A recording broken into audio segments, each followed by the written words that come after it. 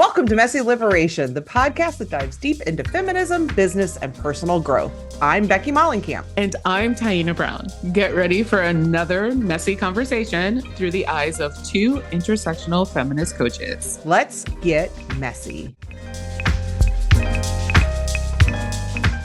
Hello. Hi. How are you today, Taina? I'm good. I'm a little out of breath. Not because I was running or anything, but my asthma is I've had some allergy stuff happening the past couple days. I just can't stop sneezing. And then, allergies triggers your asthma, which is weird, but it does. But yeah, no, I'm good. I'm a little sleepy because our dogs are old and they will sometimes wake up multiple times in the middle of the night for no fucking reason. So, well, one of them, it's usually because she's got to pee. So we put her down on the pee-pee pad. The other one is, I think I may have mentioned this before, she has the beginning stages of doggy dementia. Yeah, I was going to say it's what they call sundowning. It's humans do it and so do dogs. Mine did that towards the end of my Chihuahua at the end of his life because your brain starts to get confused about what time of day it is and is not all there. And so then they're up at night. So just pacing. Yeah. Just up and at it. Yeah. That's part of that. It'll happen to us too if we should live so long, I think. So let's hope. Speaking of dogs, I spent the weekend at my best friend's house, who I haven't seen. We only get to see each other about twice a year. So it was very exciting. And she has a very hyper puppy who's a year and about 3 times bigger or 4 times bigger than my dog, who's now almost 3. And when I'm with just my dog, I think my dog is super hyper. Then I see her around this puppy, and I'm like, oh no, my dog is super chill. Yeah, I'm I forgot what puppies are like. So that was pandemonium, but we had a great time and watched Elf, to my first Christmas movie of the year, which I usually my favorite, right? Buddy Elf, what's your favorite color? I have a strict no Christmas anything before Thanksgiving rule generally. And this year, all the rules have gone out the window because life is lifing and the world is hard. And if something can bring me joy, I'm giving it a shot, and including watching a holiday movie in November, which is a no-no for me. Yeah. And it felt really nice. I may have mentioned this on the show as well, but I think I've definitely mentioned it to you in conversation. We are a Hallmark household. So we like the escapism that Hallmark movies could provide. And they start their holiday movies in late October. So, and it's a new movie every Friday, Saturday, and Sunday night. It's amazing. Yeah. Through New Year's, which is wild. And those are very cheesy. Is that an okay word to use to describe them? But I think it's some of what we need right now. And I do feel like it kind of segues into what we want to talk about, because we're talking about digital detoxing. Yeah. And part of it, someone pointed out to me, speaking of not detoxing, because now I was looking at social media this morning, but I had posted about watching Elf and how for 90 minutes, I kind of forgot about the world and this election and all of the potential problems and the cabinet announcements and and was just sort of escaped. And I was like, oh, that feels so nice. And it was because when I'm watching TV, especially when I'm focused on I want to watch this thing, I don't have my laptop open. I don't have my phone out. I know a lot of people are scrolling and watching. My husband drives me nuts because he's always scrolling while watching. I'm just do one thing. But anyway, somebody pointed out oh, I wish I could put my phone down just to enjoy a movie.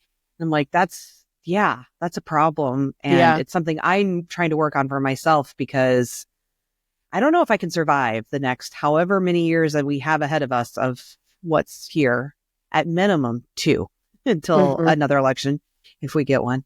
And then at least 4 before Cheeto is gone.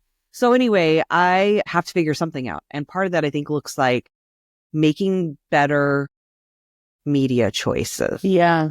I love that. And you've mentioned this in the past couple of weeks about just as a business owner, what does that look like? Because I think when you're an entrepreneur, if you're a big corporation, you already have brand visibility, right? People already know what your logo looks like, what your brand feels like and sounds like. But I think when you're an entrepreneur, when you're a small business owner, a lot of the work that we do is focused on visibility, like getting in front of new people, because we don't want to burn out like the people that are already a part of our community, that already know the work that we do and may have already worked with us, or, are potentially thinking about working with us in the future. And so I think it's hard to walk away from the digital space as a small business owner, because we are so used to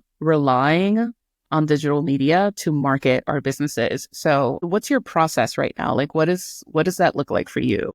Do you know Amelia Ruby? Ruby starts with an H. No, I don't think I do. So she has a podcast called Off the Grid for anyone listening. And I am now a paid subscriber of her, like Substack, her community, because I just really love what she's doing. So she's off social media. She uses Substack now, and that's more of an experiment, but she's trying that out with her podcasts. But she's using it only basically as a membership. So her paid community, like you get paid bonuses for being inside of there. She has free subscribers, but they get basically nothing. So like, it's really just for the paid community in a way of approaching that. But she's off Instagram. She has been for like, I think 3 or 4 years now, something like that. And off of like all the other, she's not on any of the social media channels. And her business is real successful. Now, part of her business is a podcast editing studio. We don't use her or anything because we do this all ourselves. So just, she knows, and it's all raw, right? We're raw dogging it over here. Right. And this is not a promotion for her, but I'm pointing her out because she's one of those people that's out there doing it, running a business very successfully without social media. Not Jeff Bezos, not even, Marie Forleo, but like enough, which I think is an important piece of, I think, this conversation around business and detoxing. Because I think first you have to know what's enough. And for her, that's like, true. Right. Can I make enough money to pay my bills and to maybe travel or whatever? And like not having these giant expectations.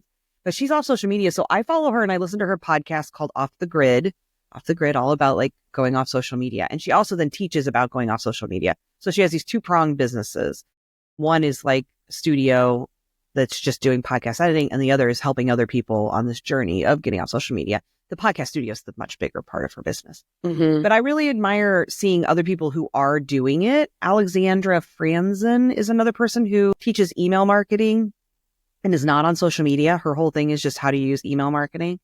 So there are people out there, but they're harder to find, obviously, because they're not on social media. So there are people out there doing this. It does happen.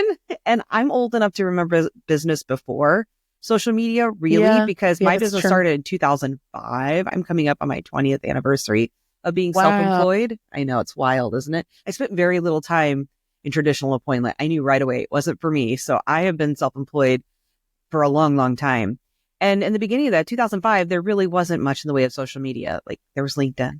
Facebook was sort of there, but certainly really wasn't, didn't have the mass appeal that it did a few years later. And it wasn't being used for business.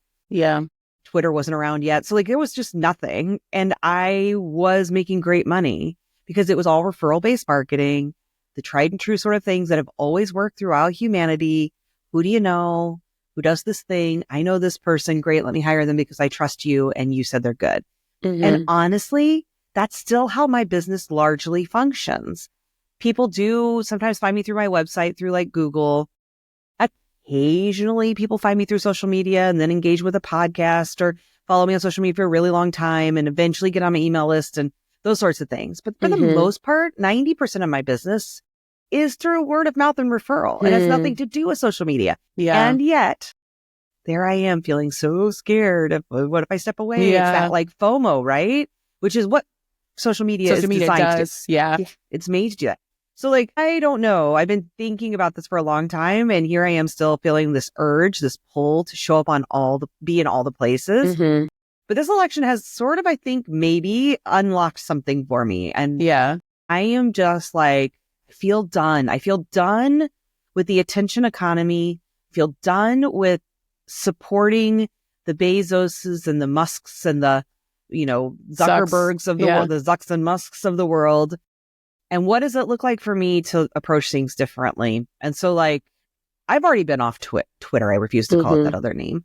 As soon as that guy took over, I was gone. So I've been off of that for a while now anyway. but I have been a heavy Threads user, and I'm on the Instagram. I'm on TikTok. Did you say on the Instagram? I don't think I did, but as I said it, I sort of felt like it might have sounded like that. Just to be clear, I didn't. If I did, I didn't mean to, because I know it's not the Instagram. It's just Instagram. I'm on YouTube. Where else am I? Substack, LinkedIn. Like, I'm on all the places. Blue Sky. Well, that's the new one. Yeah. So yeah, I'm reevaluating, but it's clearly not happening yet, but I am making some commitments. And I find the thing that helps me the most is when I publicly state something. Yeah. Then I feel more of There's accountability. Yeah. And like the potential embarrassment of saying I was going to leave and then being like the person who's like threatening to leave the party and then they're still there 3 hours later. Everybody's like, I thought you were going to leave. Totally. This party's lame. I'm going to be out of here any minute. And then they never go. You just wait. Just wait. I'll show you. So I have publicly declared my intention to leave Threads and Instagram. I haven't been using Facebook. So I'm on that too, by the way, by the end of the year.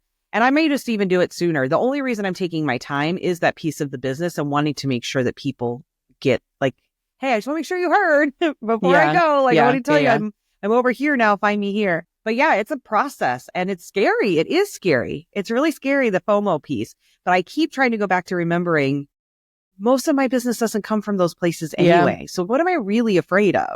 Yeah. Yeah.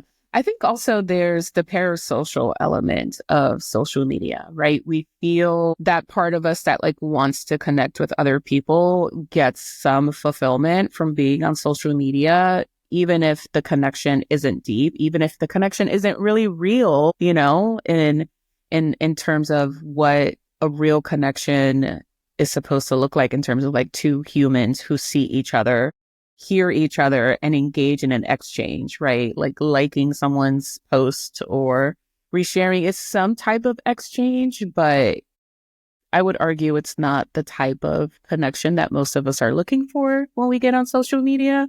And so I think that also creates a level of FOMO of just like feeling like you're going to miss out on those connections if you're not logged on.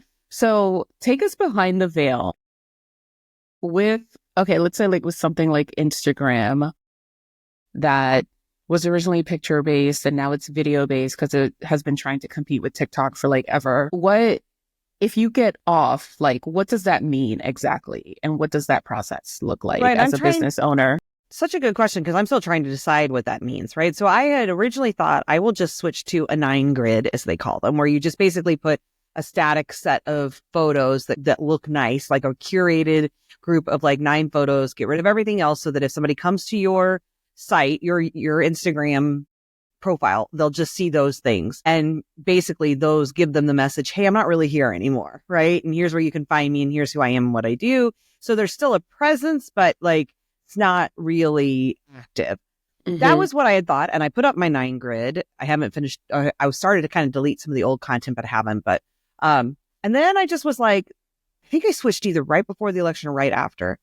And then I just got more and more like, I don't even know that I want to do that. Because there's this part of me that wants to keep it because I like to look at reels sometimes. My kid likes to look at reels. We look at a lot of like animal reels and stuff sometimes together. And it's a sweet little moment where we laugh together at some of the silly things we see.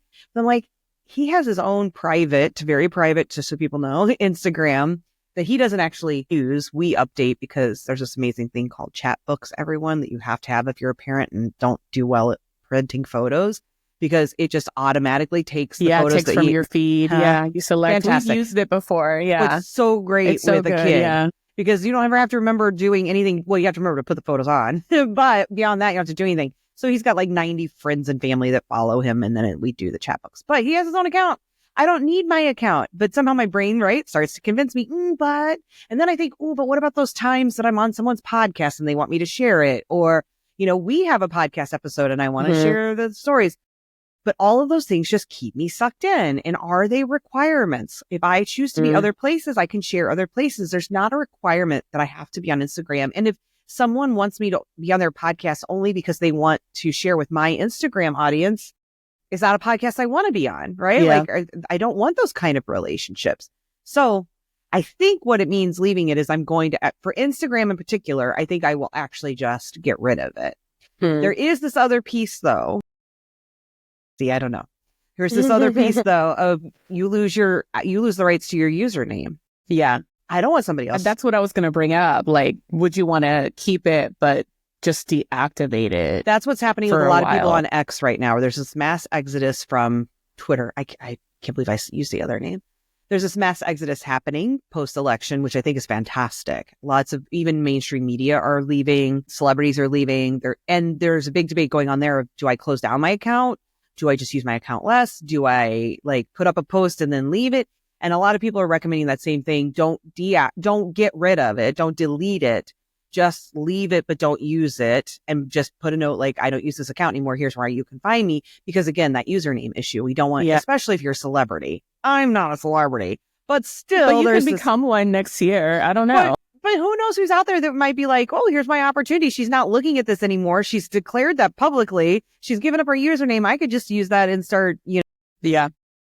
Who knows what? And that makes me nervous. So yeah, I think maybe ultimately then what I'll do is I'll leave that 9 grid up, delete all the old content, which will take forever, but I want to actually delete all that old content. I'll probably leave the 9 grid and put a note like, I don't use this anymore.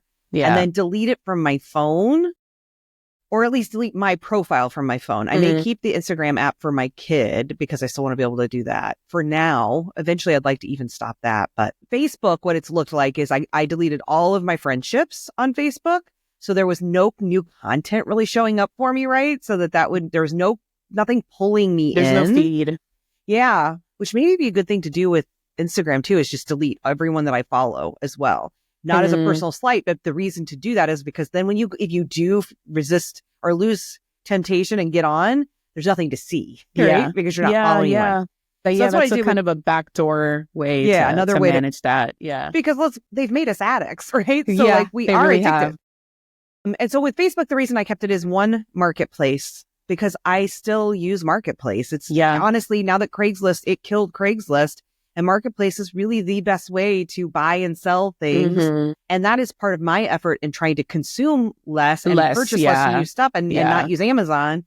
So in that way, I really do like it. And 2, there's like 1 or 2 Facebook groups I'm in that I just really value. I actually get something valuable from those relationships in that space. And that's the space they choose to be. There's no other way to be a part of those communities if I'm not there.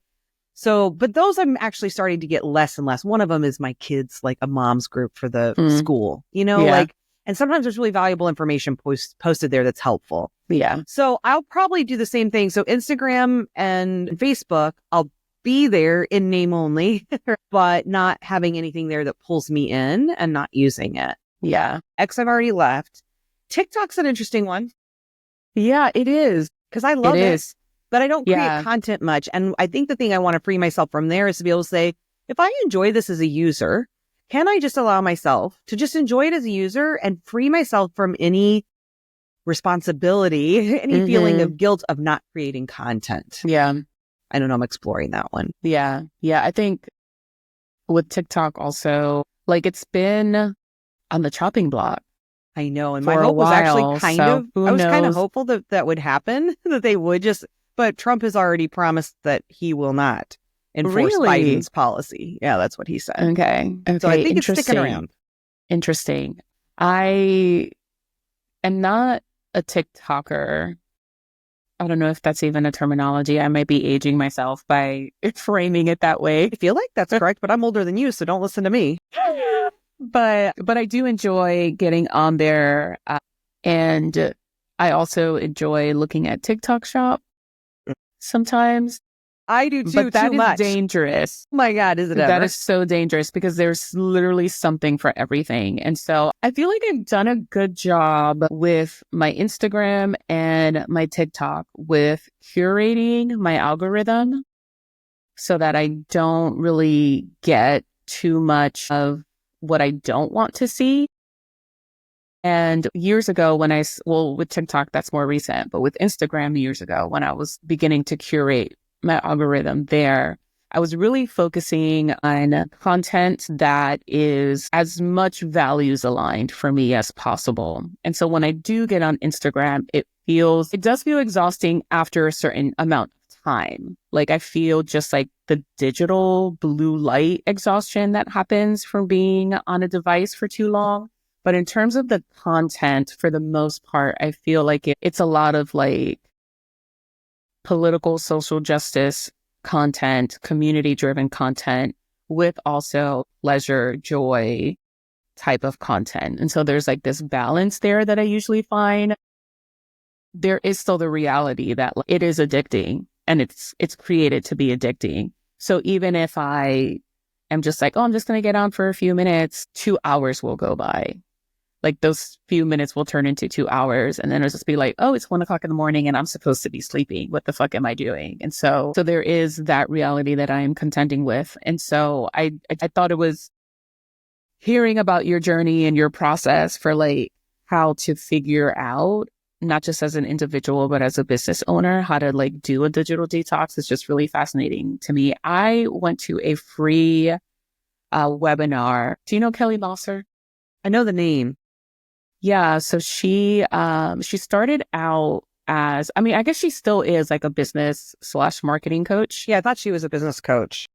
And I'm still a part of her Hell Yes Guest podcast membership, where she helps you figure out like what's like the one thing that you want to be known for, figuring out a narrative around that, figuring out which podcast to pitch to, figuring out what your pitch looks like, tracking all of that. Like oh my God, her stuff is always just like so good. But she has a new free webinar, semi-new. I think I went to it like months ago, maybe like 6 or 7 months ago, about how to create like a content capsule. And so it's the same idea of like, when you think about like a capsule wardrobe, like usually it's just like a very small, limited number of pieces that are super high quality that you can just rely on and then just accessorize from there.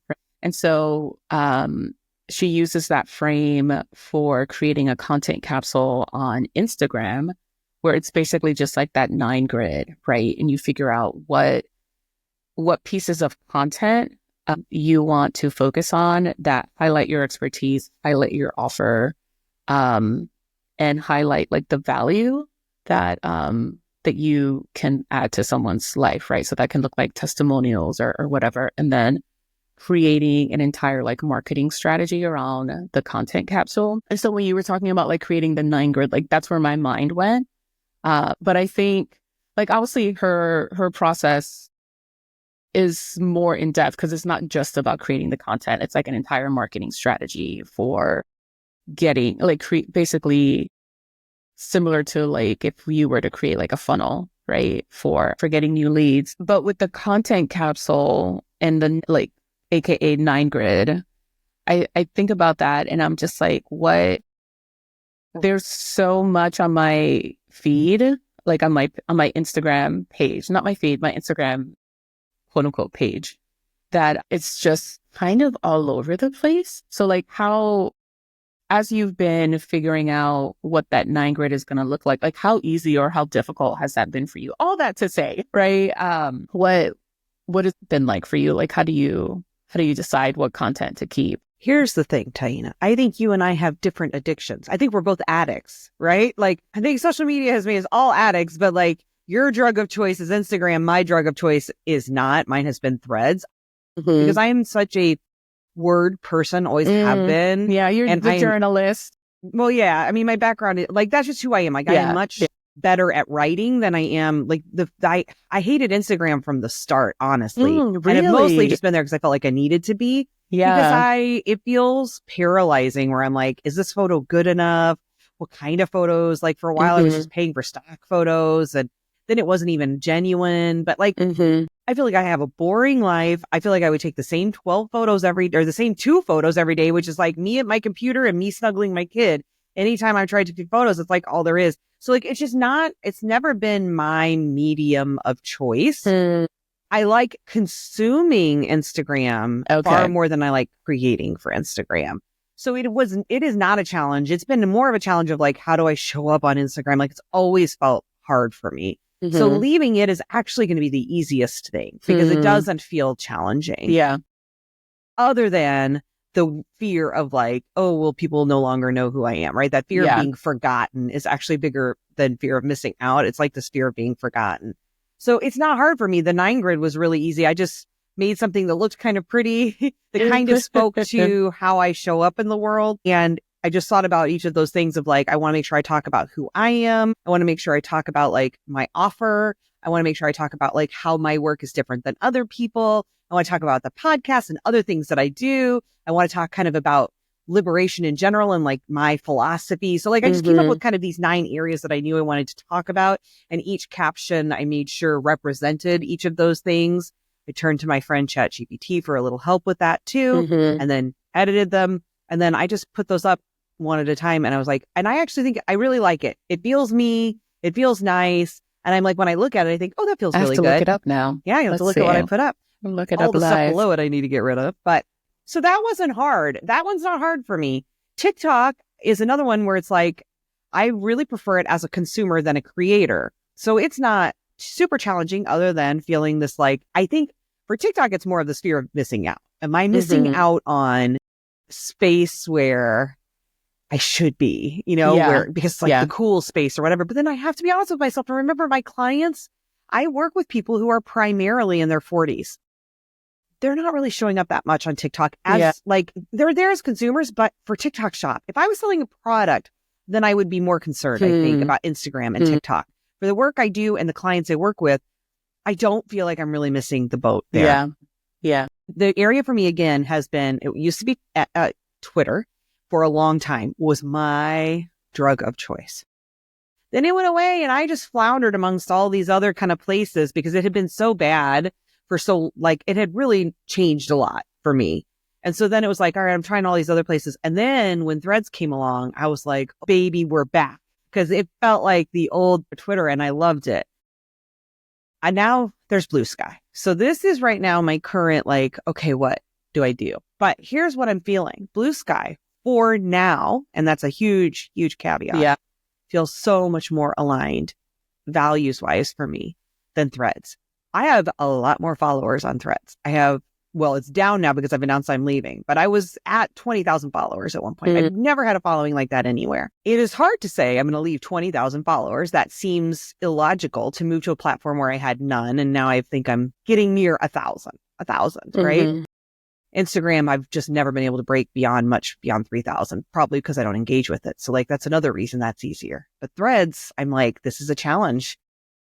Walking my talk with what feels values alignment. It's hard because I'm like, that's a lot of people to be leaving behind. Because of Threads, I made, several $1,000s this summer I wouldn't have otherwise made through my influencer marketing, right? I don't have that same platform when I go to Blue Sky. And yet I really feel like I want to leave Threads. One, because they have throttled political discussion. I don't want to be in a space that isn't welcoming, encouraging, home to political discussion. They have also been very clear that with that kind of discussion, that they are very interested in censoring a lot of topics that I care about and the ways that I would want to show up, and not censoring and allowing and platforming a lot of voices that are really harmful. Yeah. It has become a toxic place. It's become a dump. And I can't be in that space and I need to go. So Blue Sky is different because it's not algorithmic in its nature, right? So they're not doing all of that. Now, that's, again, all of this is caveated with for now, because I don't know what their plans are eventually. But right now, they're blocking people that are using hate speech. They're stopping people from, I just saw a post this morning of somebody saying that they got blocked on Blue Sky because they provided biological information about men and women. We all know what that's coded for, right? And they were blocked. That information isn't being allowed in that space. They're not platforming those voices. So right now, it feels like a really lovely echo chamber, if you will. And I don't mind being in an echo chamber. I just shared this morning, I'm like, I like an echo chamber because I love my safety and my peace. And so for now, it feels good. So I'm going to allow myself that platform, and that will probably be my primary platform. It'll probably be my only content creation platform beyond YouTube and Substack, which I don't look at as social media as much as I think of those as more like SEO. So I think my plan for my digital, it's not even a detox, because to me, detox sounds like I'm going to drink my green juice, but then I'll go back to drinking my soda, right? Like this is like, I'm just rethinking how I want to use it in its entirety. So I sort of see myself leaving all of the social media other than Blue Sky. And honestly, I'm even considering leaving LinkedIn because I'm never going to be looking for a 9 to 5. I can't. I'm unemployable. And I don't just typically get clients through there. Or again, what it may look like is I will still be there, but I won't be sharing content. I haven't decided what that looks like. But really, I feel like my primary and maybe only content creation platform will be Blue Sky for as long as it remains values aligned. That's a huge if. And then the stuff that, you and I are creating, my other podcast, the, feminist founder stuff, all of that will be largely YouTube and Substack. And then, you're managing, and here's another caveat. You're managing the social media for Messy Liberation. That stuff still exists, right? Yeah, we're still on Instagram and TikTok. Right. And YouTube, because, that's where we put our recordings as well. So that's I think not it's important to anywhere. say, because I'm not participating in the Messy Liberation social media on those platforms. I'm doing the YouTube and the shorts there, but I'm not doing the others. And so that's another thing that allows me some of that freedom to say I'm off those platforms because I'm not sharing that stuff there. You are. Yeah. And even when I share that stuff, like I don't engage, like I don't have an engagement plan or an engagement strategy for that. I'm literally just sharing our content that Riverside, cuts for us. And if people leave comments, then I will, most of the time I engage with the comments. Well, that's engagement then.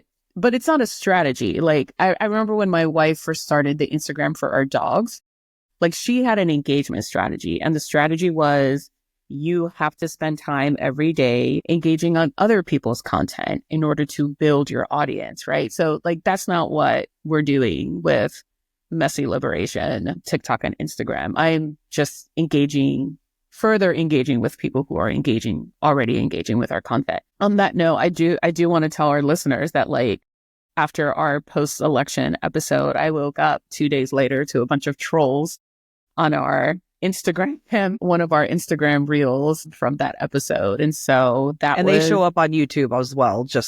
I don't check the YouTube ones. You handle those. So I appreciate that. I don't even do anything with them really, other than I just see that they're there and I'm like quickly looking to see, is this something I want to engage with? Meaning it's favorable, or is it just rude and I just don't engage? Yeah. I mean, we haven't had too many trolls on Instagram or TikTok. There have been like what I think are bot accounts that just leave like comments that really don't make any sense. But like 2 days after the election, I woke up and I saw all the troll comments and they just kept coming in all day. And I woke up that day and I was like, I've got time, I've got energy, and I've got buttloads of pettiness in me that I have been holding on to because I've been trying to be a kind person for so long. So I just went at it. But then eventually at the end of the day, I had to call it quits because it was starting to mess with me. I'm looking at your 9 grid. It looks good. I'm wondering how you got, because some of the images, and this is just my lack of knowledge about social media and shit coming in here, but like, some of the images like overlap, not just across, but up and down as well. And so I'll tell you, because I didn't know either. You have to look the sizing up. All you do is search how to make a 9 grid on Google and you'll find it. But you just go into Canva, create one large graphic. And then split it up. And then they even have like a grid that you can overlay onto your graphic to make sure everything's going where you want it in the boxes. And then you just get rid of that grid. But so you make one nice big image. I worked on it for a while, just how I liked it and got it where I wanted. And then you have to take it into an app.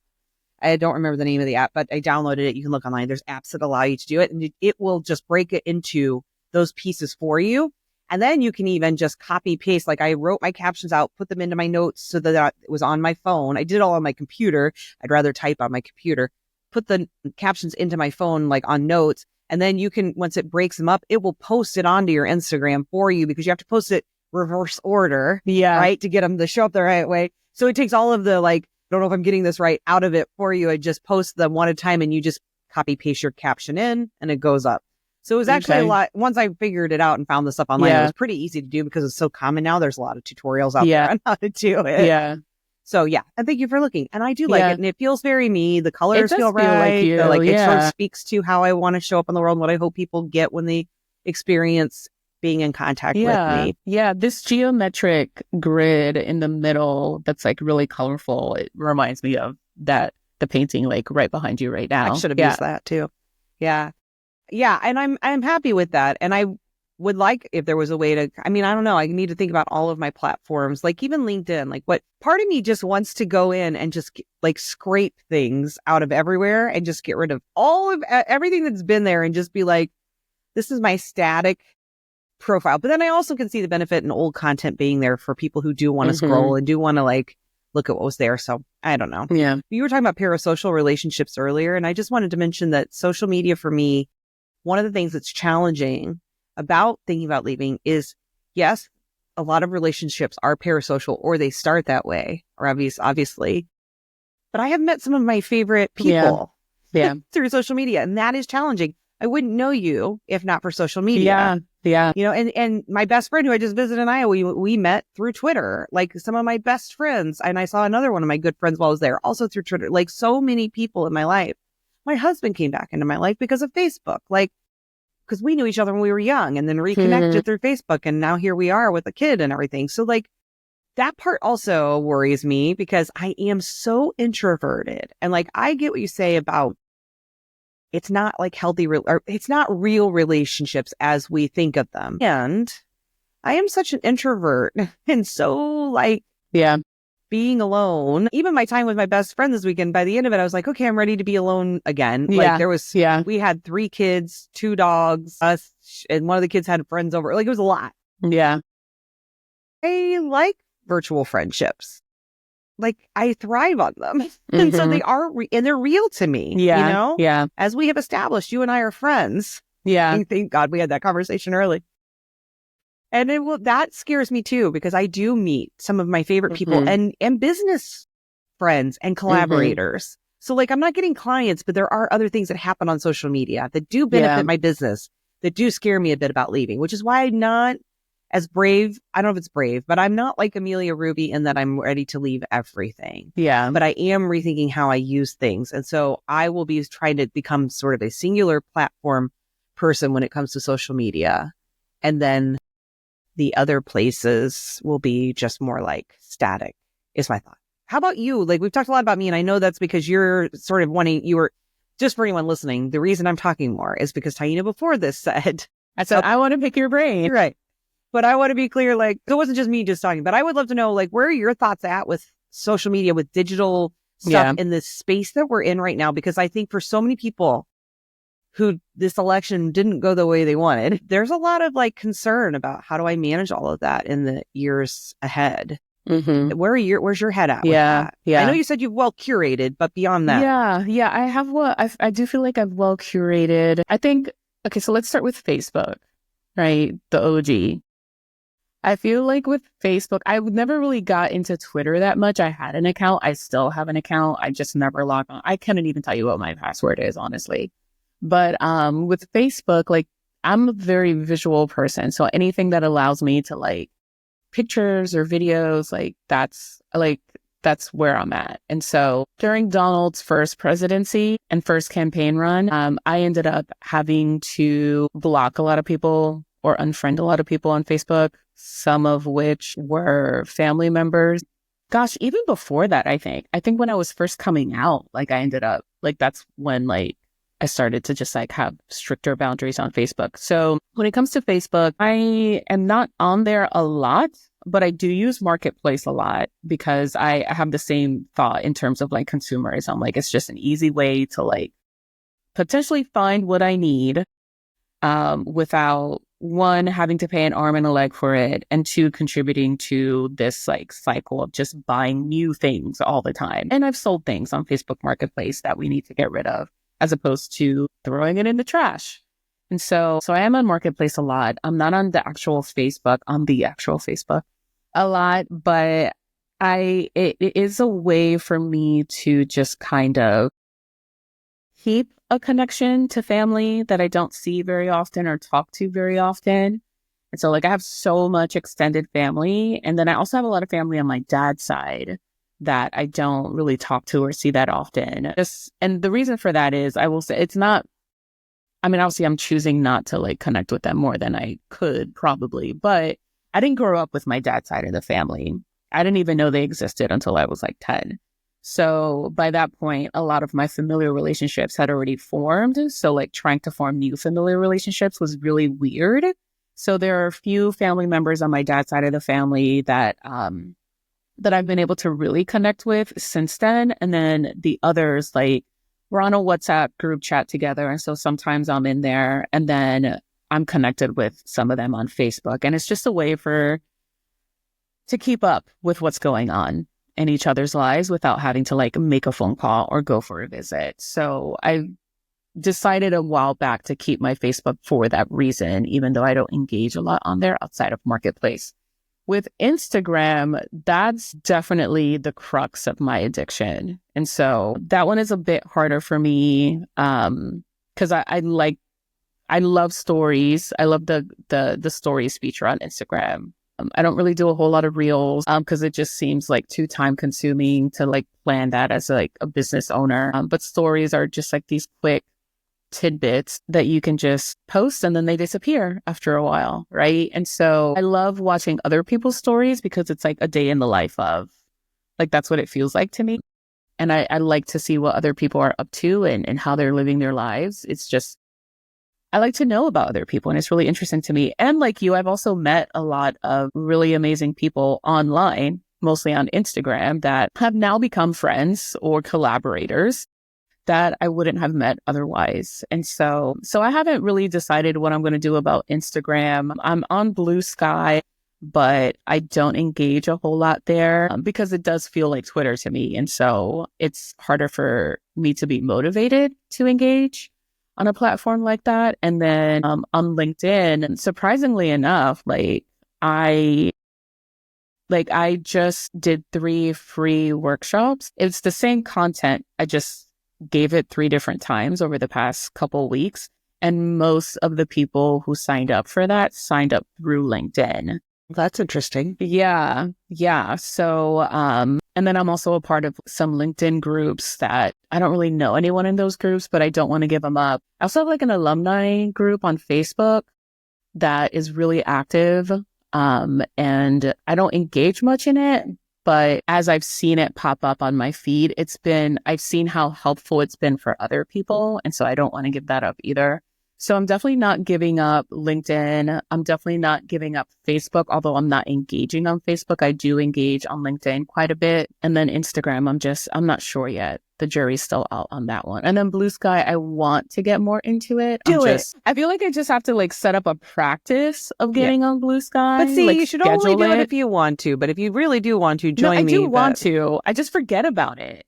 Like, I just forget that it's there. Yeah. The other piece of my digital detox, to be mindful of time, I'm going to try and wind us down, but is watching less news. Because I have always, like your wife, I'm a news junkie. I'm somebody who like is like the old lady who's got to watch her evening news with dinner. I know she watches morning news, and I have really been culling that down. And I accidentally caught some of the news this morning because my husband had left the TV on when he was getting ready for work. And when I woke up, it was on. And I noticed, I watched the first like 5 minutes of the Today Show or something, and I could feel the difference in my body. I was like, oh, that's why I am not watching news. Like, the agitation, the tension that it immediately created in my body to hear the headlines and the way that they frame it on those shows of like breaking and overnight. Like, controversial take and blah, blah. And I was like, oh God, like I can feel that. So I'm really going to continue to try to do my best in the coming years to just like really drastically limit my news intake, because I'm getting it by being on Blue Sky in small doses, along with wonderful things like I'm following somebody who has bird cameras and they just post videos of birds eating every day. It brings me joy. Like those kinds of things. I need that in equal or more amounts than the news hits. Yeah. And I don't get that if I watch the evening news. It is just nonstop. So that's the other big thing I'm doing. Yeah. Well, I have one last question for you. I love it. I think what I'm calling this in my head is like embracing digital minimalism. Well, speaking of, there's a book by Cal Newport by the same name. Really? Digital Minimalism. Totally recommend it. First time I tried to do a digital detox was inspired by that book. talks a lot about the reason, like some of the things behind our addiction and all of that, which is helpful to read just to get it in your head. Another one I really, really, really recommend, and I don't usually recommend books by white men, but Digital Minimalism is one. The other, though, is Stolen Focus by Johan Hari, or is it Yuval Hari? Anyway, it's so great because it's one of the only books I've ever written by a white man about any topic that actually talks about the systemic reasons for issues, right? And in this one, it's particularly about the attention economy. Yeah. And it is really, really well done. And it definitely will make you want to rethink not just social media, but everything that pulls at our attention. Online. Yeah. Well, and even like everything, like it's so good because it talks about all of the ways that our attention is being commodified. And it's really, really good. So I'll recommend those 2 books, but sorry, go ahead. Okay. Yeah, no Because you're saying, worries. speaking of digital minimalism. So if there's a business owner listening to this, like and they're like, where do I begin? Like, what's your advice? Like, what's your answer to that question? If you are a business owner and you want to start your journey of embracing digital minimalism, what's the first step? I think one is auditing what you're using. Like, where are all the places you're showing up and how often? And like, just sort of doing a little audit of like, what is the amount of time this is taking me? How much am I putting into this? And equally along with that, in that audit is not just how much time, but like energy. Because so Instagram, I don't spend a lot of time, but it depletes my energy at a much higher level. Whereas Blue Sky actually often gives me energy because that's how I'm wired. So I think I would look at like the time and energy that you're putting in various places to sort of figure that out. Like, where am I showing up that's draining me the most energy, that's costing me the most time and all of that? And then evaluate what you actually enjoy. Yeah. I think that's so important because I don't, like, if I'm really, really honest, I don't enjoy Instagram, but I do really enjoy a text-based sort of system like a Blue Sky.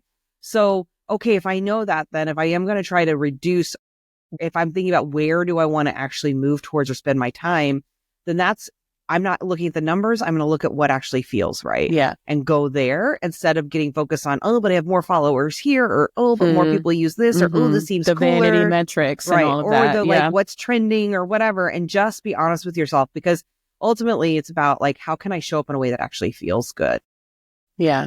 Yeah, that's good. And I think that's applicable to even if you don't have a business and you're just an individual wanting to, embrace digital minimalism moving forward.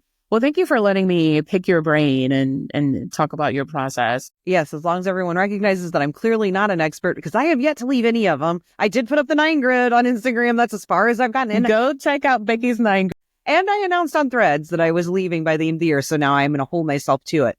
But we'll see how much of it I actually do. But it feels different this time. So I really think I am going to be reducing my consumption. Yeah. I hope.